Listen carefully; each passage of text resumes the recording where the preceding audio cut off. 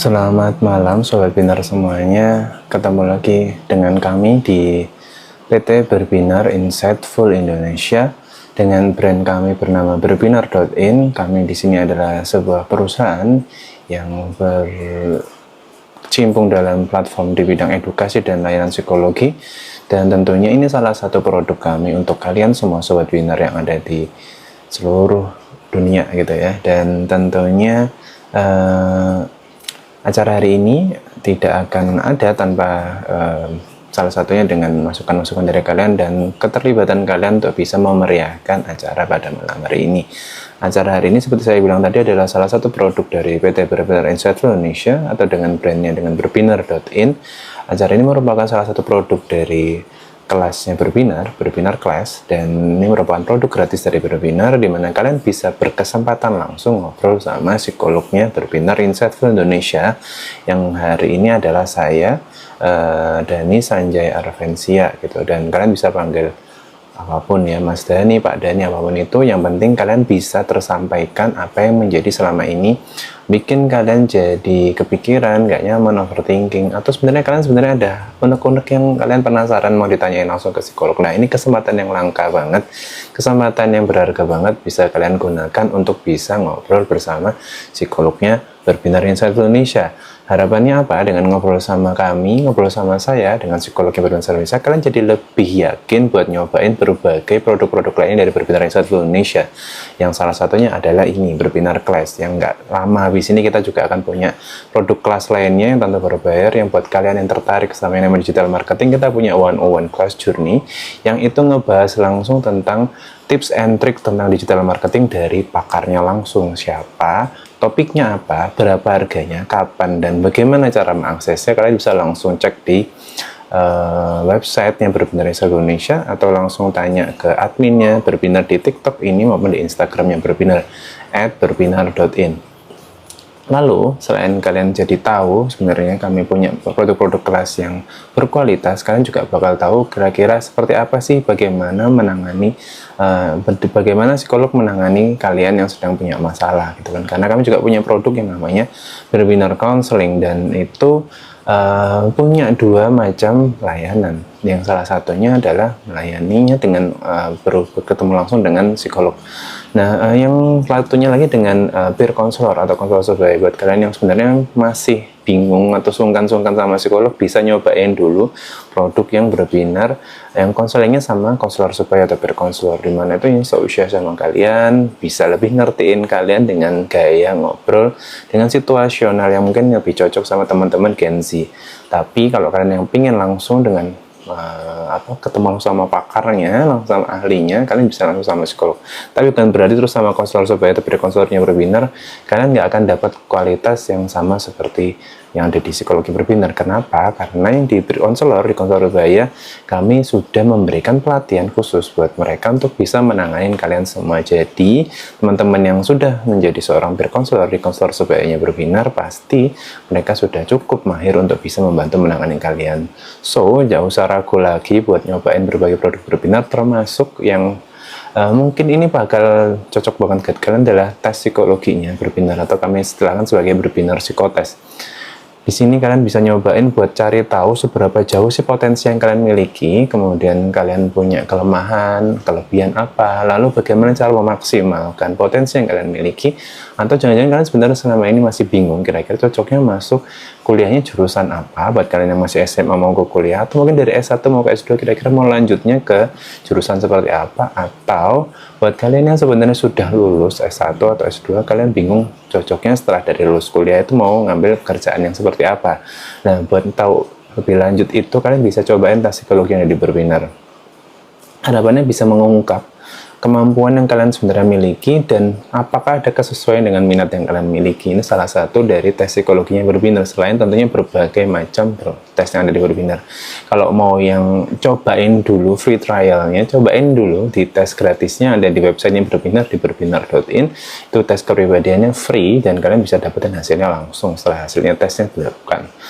Kayak gitu sedikit dari Berbinar tentang kami buat kalian. Kami punya tagline Berbinar ada buat kamu, sehingga kami selalu ada buat kamu. Harapannya kami bisa memberikan semua kebutuhan yang kalian miliki tanpa kami memilah-milah tentang kemampuan finansial atau status sosial ekonomi kalian, kayak gitu. Nah, sebelum kita jauh lebih lanjut, kita coba sapa-sapa dulu sama teman-teman yang sudah hadir pada live TikToknya Berbinar pada malam hari ini, yang kita kasih nama dengan acara berarti. Selamat malam buat Mas Car Washing Body, Mas atau Mbak Abel Bel, ada Mbak Tari ENNS, ada Mbak atau Mas Milky Sunshine, Mbak Nirnot, Mbak atau Mas Bang Dip, Mas atau Mbak Willy ya. Selamat malam, salam kenal semuanya teman-teman semuanya. Terima kasih juga yang udah nge-like live-nya pada malam hari ini. Salah satunya Mbak Tari ENNS, makasih banyak. Kemudian juga ada Mas Abel Bel, selamat malam Pak Dani, selamat malam Mas atau Mbak Abel Bel, semoga selalu dalam kondisi yang sehat dan bahagia ya. Kemudian ada juga Mas Car Washing Body yang udah bantuin nge-repost, makasih banyak. Kalau kalian semua yang udah nonton pada malam hari ini ngerasa punya dapat manfaat dari acara pada malam hari ini, bisa banget ikutan nge-repost, kemudian reshare ke teman-teman kalian yang pingin juga dapetin manfaat dari acara semacam ini, supaya vibes positivity-nya itu lebih luas kejangkauannya ke orang-orang yang lain gitu ya.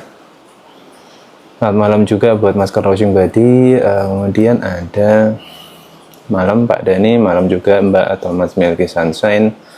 Ada juga Mbak Tal titik ya, Tal dot gitu ya. Kemudian juga ada Mbak ZRNTA 24, malam Pak Dani, selamat malam Mbak ZRNTA 24. Ada yang langsung nanya ini, Mas Car Washing Body, Mas kenapa ya orang-orang masih tabu ke psikolog? Karena kita berada di negara yang memang bukan lahirnya ilmu psikologi ya, jadi wajar jika banyak orang yang masih memandang sebelah mata ilmu psikologi, dan kebanyakan ilmu psikologi ini selalu direlasikan dengan kondisi-kondisi yang ada di rumah sakit jiwa gitu kan. Artinya bahwa kebanyakan dari masyarakat sekitar kita yang sebenarnya belum terpapar dengan makna psikologi secara utuh gitu, akhirnya mereka hanya tahu sebagian dari ilmu psikologi yang menurut mereka itu adalah yang paling benar. Padahal sebenarnya kalau kalian atau orang-orang tersebut mengetahui atau mencoba mempelajari lebih lanjut psikologi, itu tidak selalu psikologi itu mengarah kepada hal-hal yang bersifat gangguan atau masalah-masalah yang cenderung mengarah ke gangguan jiwa gitu. Tapi kebanyakan dari yang sekarang, bahkan kalau teman-teman belajar bahwa sebenarnya psikologi juga mengarah kepada hal-hal positif yang sebenarnya bisa kita optimalkan. Jadi bukan cuma melihat masalah, tapi sebenarnya kita punya potensi lainnya bisa kita tunjukkan ke orang lain sehingga kita lebih terlihat punya sesuatu yang bisa dibanggakan. Nah, harapannya seperti sana. Tapi kebanyakan sebagian orang merasa bahwa psikologi dan hal-hal yang terkait dengan psikologi dan psikolog itu hal yang selalu berkaitan dengan yang namanya gangguan jiwa, rumah sakit jiwa, gangguan psikologis, kayak seperti itu. Jadi kalau mau ke psikolog, mereka takut memperoleh label bahwa mereka itu punya masalah secara psikologis. Padahal sebenarnya ke psikolog sama seperti kamu ke dokter. Ke psikolog sama seperti kamu periksa harian ke dokter. Pengen tahu apakah kamu itu flu atau enggak, pengen tahu apakah kamu kena gejala tipes atau enggak, kira-kira dapat masukan yang seperti apa dari dokter, sama seperti kamu dapat masukan dari psikolog. Artinya meskipun bidang kerjanya atau bidang keilmuan yang berbeda antara dokter dan psikolog, yang pasti adalah harapannya orang datang ke psikolog itu sama seperti punya ekspektasi datang ke dokter, di mana mereka akan memperoleh solusi atau setidaknya alternatif solusi untuk menangani permasalahan mereka. Sama seperti ke dokter, ketika kamu akan ke dokter, kamu kemudian dikasih tahu obatnya seperti ini, tips hidup sehatnya seperti ini, kamu punya pilihan untuk tidak mendengarkan dokternya, tidak minum obatnya, atau mungkin kamu menggunakan cara lain yang mungkin berbeda sama yang dipakai dokter itu. Sama seperti di psikologi juga, di psikolog pun kamu boleh punya hak yang luar biasa untuk bisa menentukan arah penanganan untuk dirimu sendiri yang seperti apa yang lebih baik. Artinya bahwa kalau memang ternyata apa yang disampaikan oleh psikolog itu tidak sesuai sama dirimu, yang tidak apa-apa, nggak masalah. Intinya adalah ke psikolog dan ke dokter, semuanya adalah tujuannya adalah untuk memperoleh informasi baru, pemahaman baru tentang bagaimana menangani sebuah permasalahan gitu kan. Dan jangan-jangan sebenarnya itu membantu kita memahami sebenarnya diri kita seperti apa. Dan kebanyakan orang berpikir bahwa ke psikolog itu adalah memang dalam rangka sudah terdiagnosis gangguan psikologis, gangguan jiwa, sakit jiwa, atau orang gila, selalu seperti itu. Atau mungkin juga ada beberapa kondisi masyarakat tertentu yang masih menganggap psikolog itu sama dengan dukun, sama dengan ilmu yang mungkin itu dianggap sebagai sesuatu yang supranatural gitu. Padahal sebenarnya apa yang sudah dipelajari dalam ilmu psikologi itu memang sudah diteliti sedemikian rupa dalam kajian yang ilmiah.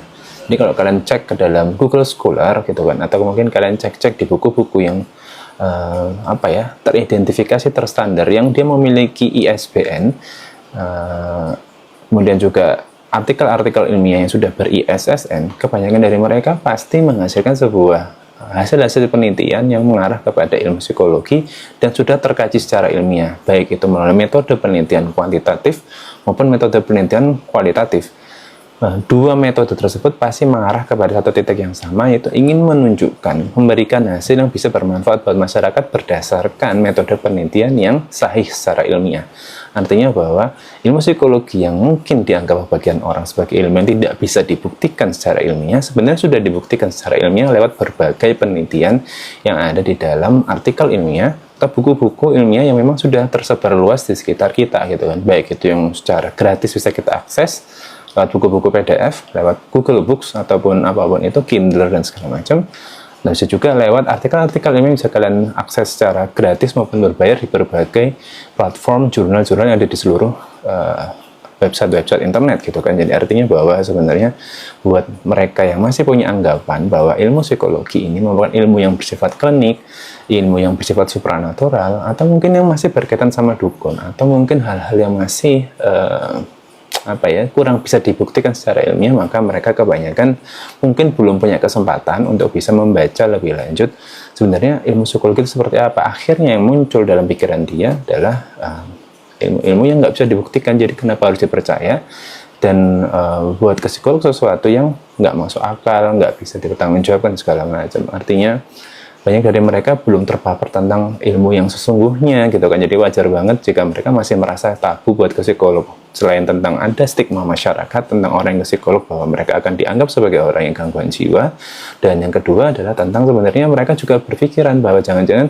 sebenarnya kalau mereka ke psikolog ini pertanggungjawaban ilmiahnya seperti apa gitu. Jadi dua sisi ini yang mungkin perlu kita sosialisasikan ke masyarakat luas sebenarnya pada hal psikologi, dan psikolog ini adalah suatu hal yang memang sudah teridentifikasi secara ilmiah. Jadi tidak perlu takut, tidak perlu khawatir, karena memang selalu ada kaidah-kaidah ilmiah yang melindungi orang-orang untuk bisa memberikan treatment tertentu terhadap kita gitu ya. Jadi bisa dipertanggungjawabkan, ini seperti itu. Jadi tugas kita buat yang sudah lebih tahu tentang psikologi, dan psikolog itu bukan sesuatu yang seperti yang ditakutkan oleh masyarakat, itu untuk bisa menyebarluaskan itu. Artinya kita perlu menunjukkan kepada masyarakat sekitar kita tentang sebenarnya pentingnya buat kita selalu memeriksakan kondisi psikologis kita kepada psikolog kayak gitu. Jadi mudah-mudahan bisa bermanfaat buat kalian semua untuk men-spread out positivity buat psikologi gitu ya. Dan kita masuk ke yang selanjutnya. Makasih juga buat Mas Karwoshing Badi udah nge-share live-nya. Memiliki Sunshine bertanya gitu ya, bagaimana cara mengenai tanda-tanda awal stres atau kecemasan dalam kehidupan sehari-hari? Tanda-tanda awal stres atau kecemasan dalam kehidupan sehari-hari ya? Sebenarnya simple. Jadi kalau kalian mengalami sebuah kondisi yang tidak sama seperti sebelumnya, misalkan kamu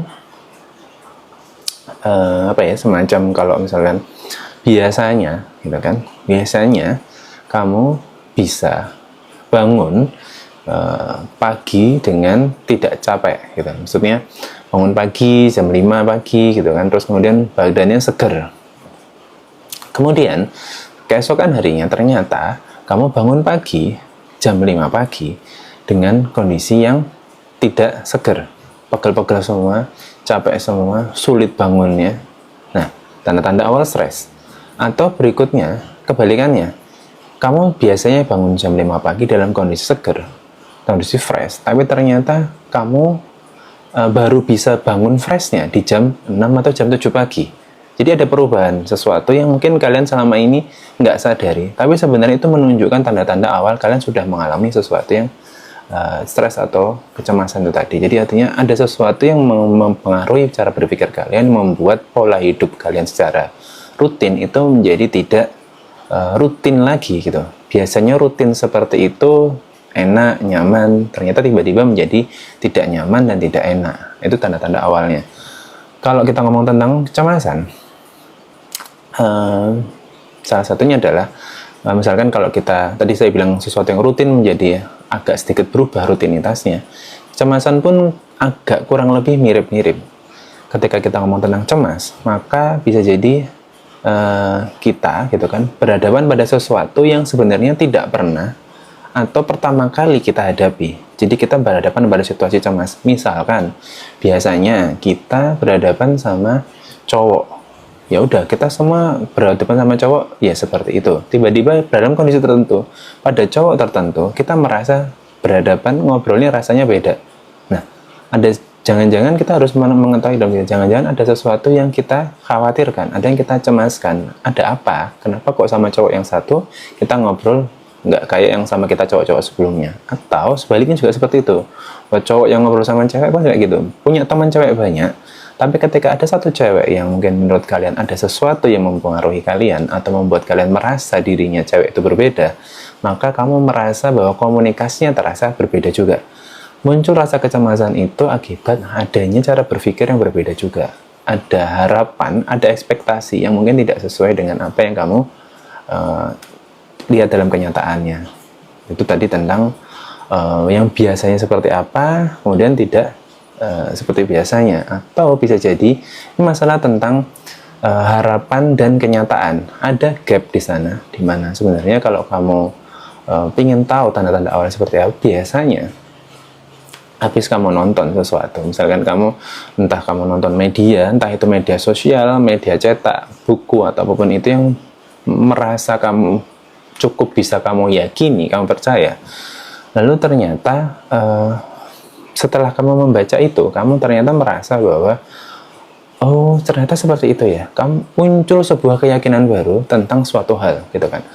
Dari keyakinan baru yang muncul itu ternyata membuat kamu memiliki sebuah standar tertentu gitu kan. Nah dari standar itu kemudian kamu coba bandingkan ke dalam dirimu, karena diri kita bersifat komparatif. Apa yang kita lihat selalu kita coba komparasikan ke dalam diri kita gitu kan. Nah misalkan ketika kamu melihat oh ternyata cewek dengan postur badan seperti itu, kemudian dengan pakaian seperti itu mirip seperti saya, dan ternyata dia bisa lebih dilihat oleh orang lain dengan kondisi yang punya likes banyak atau komen yang positif gitu ya.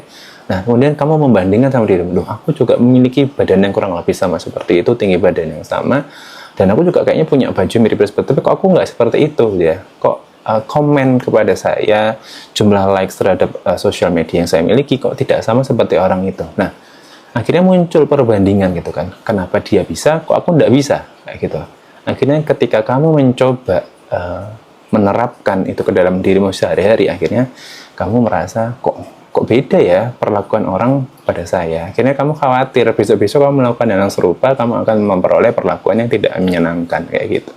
Jadi hal-hal sederhana sebenarnya yang bisa kamu lihat dari kehidupan sehari-hari kamu itu untuk bisa menandai kira-kira saya ini ada tanda-tanda ke arah stres yang meningkat atau kecemasan yang meningkat. Itu bisa jadi membantu kamu untuk mengetahui kira-kira ada muncul atau tidaknya stres atau kecemasan itu gitu ya. Mudah-mudahan bisa menjawab ya untuk Mbak Milky Sunshine. Oke, let me breathe a while. Oke, kemudian ada Mas atau Mbak Bang Dip reposted, selamat malam juga, terima kasih sudah nge-repost ya, selamat malam juga Mas atau Mbak Bang Dip. Mas atau Mbak Abel Bel, Pak, cara sikapi teman yang melewati batas dengan melanggar privasi atau membuka chat WhatsApp seenaknya dia. Cara sikapi teman yang melewati batas dengan melanggar privasi seenaknya dia. Nah ini coba ditanyakan di dalam diri sendiri ya. Kata kuncinya dari pertanyaan Anda adalah teman, batas, dan privasi gitu ya. Seenaknya itu ada 3 ya. Teman, batas privasi, dan seenaknya. Nah, perlu kita telah dulu nih pertanyaannya. Jadi teman itu apa batasannya? Maksudnya teman itu maknanya apa? Apakah saya menganggap dia teman? Itu levelnya sama dia menganggap saya teman. Nah, bisa jadi ketika kita menganggap seseorang teman yang biasa aja, orang lain menganggap kita teman yang lebih dari biasanya saja. Kita menganggap orang lain itu adalah teman yang ya udah ngobrol biasa aja, tapi orang lain menganggap obrolannya harusnya lebih dari itu. Artinya punya intensitas obrolan yang lebih mendalam. Ketika kita punya perbedaan perspektif, maka bisa jadi akan ada perbedaan perilaku. Kita memperlakukan dia seperti teman biasa, bisa jadi dia memperlakukan kita seperti teman lebih dari biasanya. Nah, jangan-jangan seperti itu, perbedaan perspektif. Pastikan bahwa kamu dan temanmu punya perspektif yang sama. Kenapa kok bisa muncul perbedaan perspektif? Karena kurangnya komunikasi tentang perspektif itu.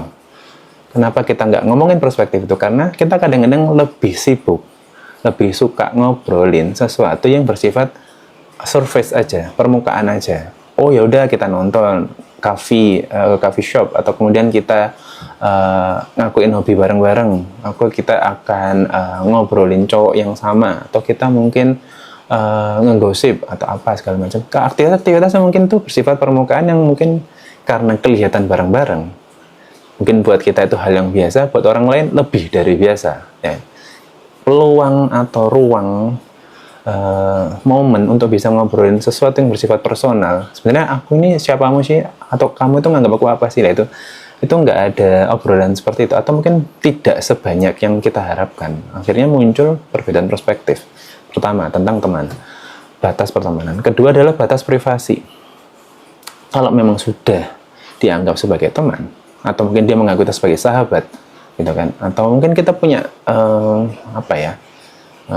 batas pertemanan. Jangan-jangan kita lupa ngebahas tentang batas privasi, gitu kan?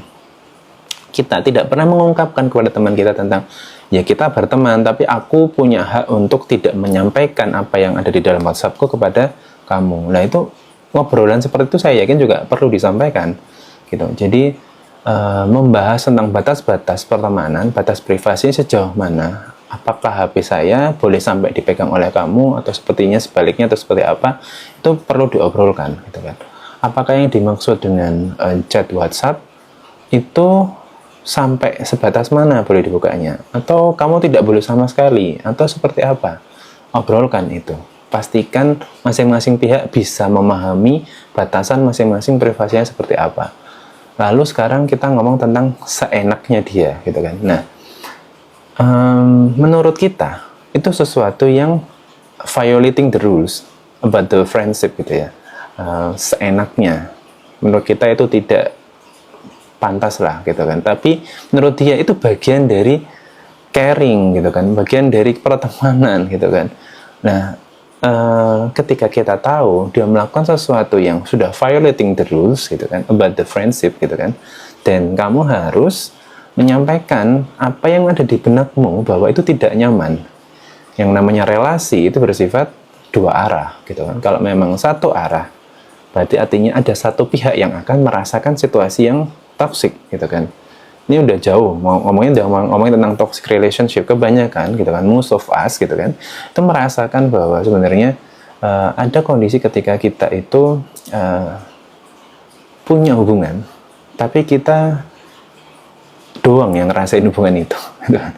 Atau kita punya hubungan, atau hanya pihak satunya yang ngerasain punya hubungan itu, atau bukan cuma ngerasain, tapi cuma lebih dari memaknainya juga berbeda dan segala macam itu. Artinya kalau kamu bertanya, gitu, tentang cara menyikapi teman yang melewati batas dengan melanggar privasi seenaknya dia, maka kamu perlu menelaah dulu, gitu ya, kira-kira 3 aspek itu sudah kamu jalankan nggak bersama teman kamu, gitu ya.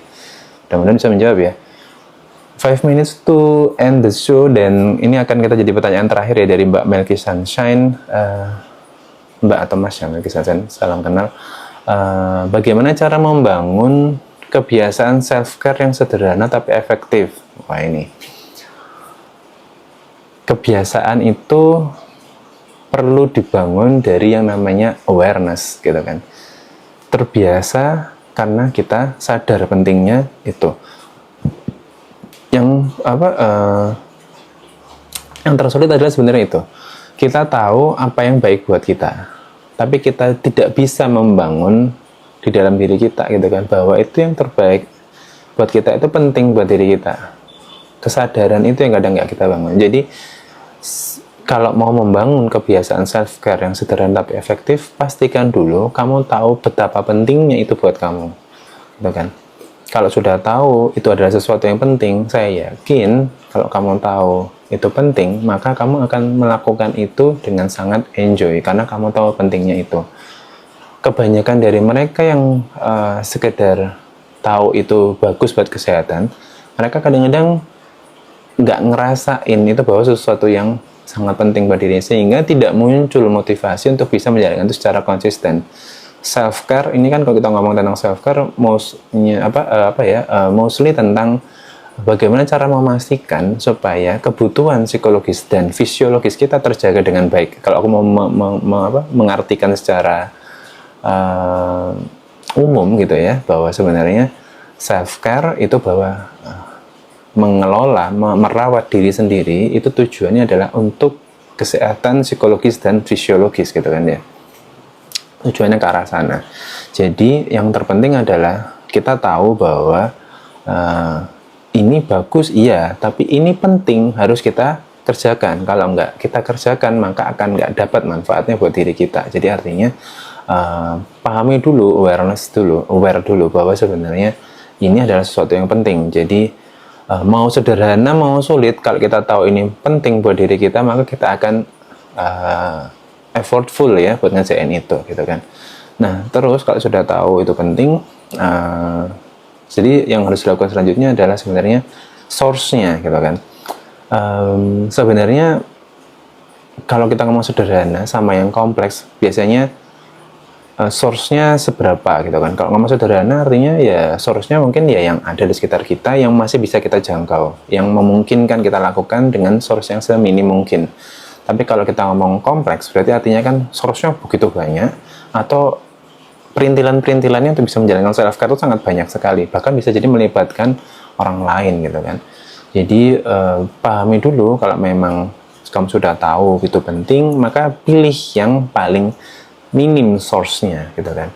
Karena dengan minim source, maka kamu bisa mengaksesnya dengan lebih mudah, dengan dengan effort yang juga nggak terlalu besar juga gitu kan. Lalu supaya efektif bagaimana gitu kan, kamu sudah tahu sederhana, sudah bisa terbiasa membangun self care itu, maka kalau mau efektif maka ya dijalankan secara konsisten. Karena kalau nggak konsisten maka tidak akan menghasilkan hasil yang efektif gitu ya. Mudah-mudahan bisa menjawab ya untuk Mbak Melky Sunshine. Dan oke, kita akan sapa-sapa lagi buat teman-teman nanti belum jawab. Oh ini jawaban yang tadi, terusan yang tadi ya Kak Mas Karbosyong Badi. Kalau Mas Karbosyong Badi tanya kenapa kok ke psikolog itu tabu gitu kan ya. Terus aku tadi jawab dengan beberapa statement gitu kan. Kemudian ternyata di komen selanjutnya oleh Mas Karbosyong Badi bahwa terus kayak dibilang anak zaman sekarang dikit-dikit ke psikolog, bahkan dari keluarga sendiri gitu kan. Sebenarnya bukan masalah dikit-dikit ke psikolog ya, artinya bahwa karena mereka atau orang di sekitar kita yang punya mindset tertentu tentang psikolog itu punya kejengahan atau keengganan untuk bisa mengakui bahwa ke psikolog itu sesuatu yang penting. Jadi kayak semacam kita tuh dibilang dikit-dikit minta uang kayak gitu. Nah sebenarnya kebetulan pas momen itu aja kita jadi intens butuh uang. Mungkin pas kita persiapan buat awal semester, ternyata memang kalau awal semester ya pasti butuh uang lebih banyak daripada tengah semester. Kenapa? Karena kita harus beli buku, kita harus mempersiapkan segala hal. Atau juga mungkin bedanya semester awal sama semester akhir. Mungkin semester akhir jadi lebih banyak uang yang harus dikeluarkan. Kenapa? Karena memang kita harus mengumpulkan data, skripsi dan segala macam, sehingga kita butuh effort yang lebih banyak, butuh finansial yang lebih besar. Akhirnya kita dianggap kok dikit-dikit ke minta uang gitu kan. Nah, sama seperti ke psikolog juga gitu. Sebenarnya kalau ngomong dikit-dikit ke psikolog, kita harus lihat dulu sebenarnya apakah ya akhir-akhir ini menjadi intens atau memang dari dulu sejak lahir sampai sekarang sering ke psikolog. Lah kan beda artinya. Stigma yang muncul gitu kan bahwa dikit-dikit ke psikolog itu mungkin menurut saya perlu diperjelas lagi. Artinya tidak semua yang disampaikan oleh lingkungan sekitar kita terhadap diri kita tentang apa yang kita lakukan itu sebenarnya harusnya kita filter terlebih dahulu. Tidak semuanya harus kita masukkan ke dalam hati dan pikiran kita gitu. Karena kalau kita sudah terlanjur memasukkan ke hati dan pikiran kita, maka akan berakibat pada kita demotivasi. Motivasi kita jadi jatuh gitu kan untuk bisa melakukan hal yang baik buat diri kita gitu kan. Artinya harus ditelaah dulu orang ngomong apa, apakah benar sesuai kenyataannya. Nah gitu. Meskipun itu berasal dari keluarga sendiri gitu. Jadi kalau memang keluarga kita bilang seperti itu, artinya ya mungkin mereka tidak sebenar-benarnya tahu tentang sebetulnya kita itu seperti apa gitu kan. Jangan-jangan mereka tidak tahu bahwa kita sebenarnya memang lagi butuh ke psikolog, sehingga akhir-akhir ini menjadi intens buat ke psikolog. Sementara orang lain tidak mengetahui kebutuhan kita akan ke psikolog gitu. Kalau memungkinkan, kita bisa menceritakan kebutuhan itu kepada keluarga kita, supaya mereka memahami setiap langkah yang kita lakukan. Tapi buat beberapa orang, saya yakin tidak nyaman buat bisa cerita tentang hal seperti itu. Artinya bahwa kebanyakan dari orang yang menjudge kita, memberikan stigma kepada kita tentang apa yang kita lakukan, mereka sebenarnya tidak cukup tahu tentang kenyataan di balik perilaku kita. Jadi, kita juga harus memfilter itu, tidak perlu langsung dimasukkan dalam hati dan pikiran, melainkan bahkan kita perlu mengcounter dengan hal yang menurut saya bisa membuat mereka jadi lebih paham tentang kebutuhan yang kita inginkan, kayak gitu. Oke, 2102 nggak terasa banget ya. Berarti itu sudah 30 menit. Berarti merupakan singkatan dari berbinar. Here's to you, berbinar mendengarkan kalian, dan ternyata kita sudah di akhir waktu untuk kita ngobrol-ngobrol bareng.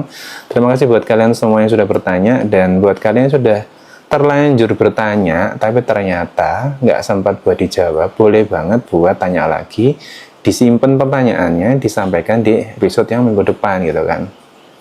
Kenapa? Karena kita akan ada setiap minggu episode.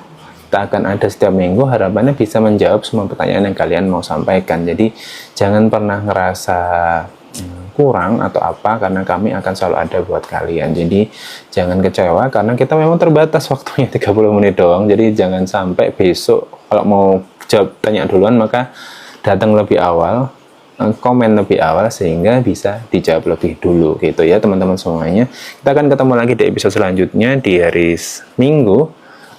Jam 8:30 malam waktu Indonesia Barat, khusus edisi bulan Ramadan, karena kita memfasilitasi teman-teman yang sedang sholat tarawih dan witir dan mungkin baru bisa kembali ke rumah di jam-jam 8:30 atau menjelang jam 9 gitu ya. Jadi atau buat kalian yang terlewat untuk menonton acara ini, bisa banget buat nonton rekamannya di episode-episode yang kami share lagi, kami repost di official YouTube-nya Berbinar Insightful Indonesia, di Berbinar Insightful Indonesia. Jadi langsung ketik di YouTube kalian, di search engine kalian, tulis aja Berbinar Insightful Indonesia. Nanti kalian akan temukan berbagai episode-episode dari Berarti Berbinar Heroes Studio, merupakan produk dari Berbinar Class, dari Berbinar Insightful Indonesia gitu. Oke,